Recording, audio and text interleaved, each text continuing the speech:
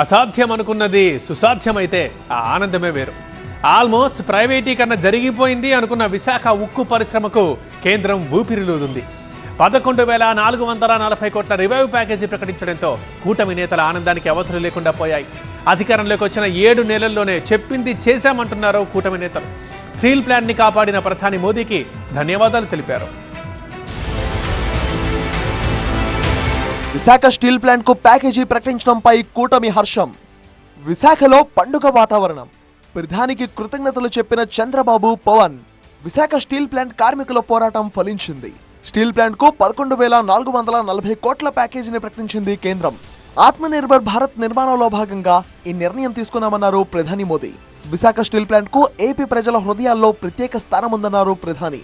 వారి ఆకాంక్షల మేరకు రివైవ్ ప్యాకేజీ ప్రకటించామన్నారు.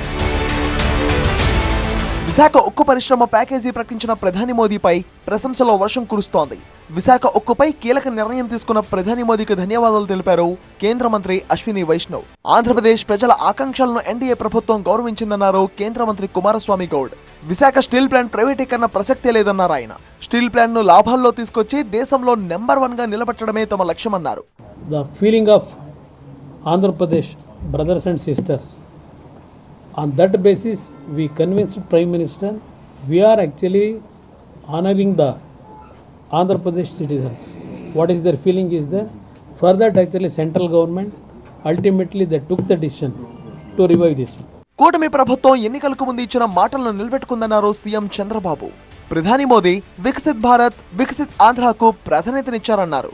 విశాఖ ఉక్కు పరిశ్రమను కాపాడారంటూ ప్రధానికి కృతజ్ఞతలు తెలిపారు ఏపీ సీఎం చంద్రబాబు. కేబినెట్ లో కేంద్ర ప్రభుత్వం 11,440 కోట్ల రూపాయల ప్యాకేజీ ఇచ్చారు.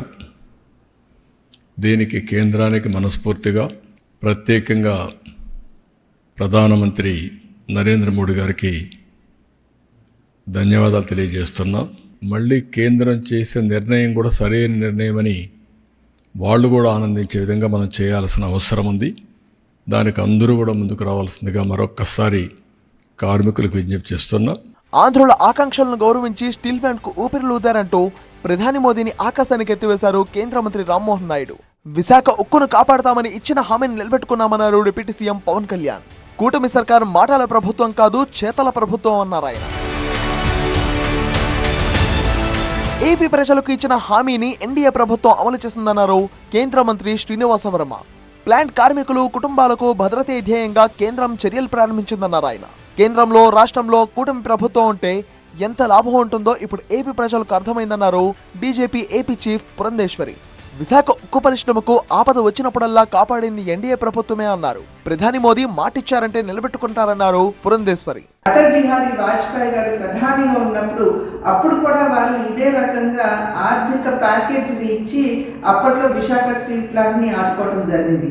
ఇప్పుడు కూడా మేము ఏదైతే మొదటి నుండి చెప్తూ వచ్చాము, డబుల్ ఇంజిన్ సర్కార్, కేంద్రంలో ఎన్డీఏ, అదేవిధంగా రాష్ట్రంలో కూడా ఎన్డీఏ ఉన్నట్లయితే ఇటువంటి సమస్యలు అనేకం మనం పరిష్కరించుకునేటువంటి అవకాశం ఉంటుంది అని చెప్పి ఏదైతే చెప్పామో, ఇవాళ ఈ ప్యాకేజ్ మాధ్యమంగా మనం ఆశించినటువంటి కళ సాకారమైంది అని చెప్పి విశ్వసిస్తూ మరి ఒక్కసారి ప్రధాని నరేంద్ర మోడీ గారికి, అదేవిధంగా కుమారస్వామి గారికి కూడా నా యొక్క హృదయపూర్వక ధన్యవాదాలు. వీరితో పాటుగా నిర్మలా సీతారామన్ గారికి కూడా నా హృదయపూర్వక ధన్యవాదాలు నేను తెలియజేస్తున్నాను.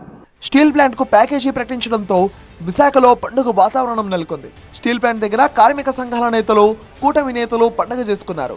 బాణాసంచా కాల్చారు, స్వీట్లు పంచుకున్నారు.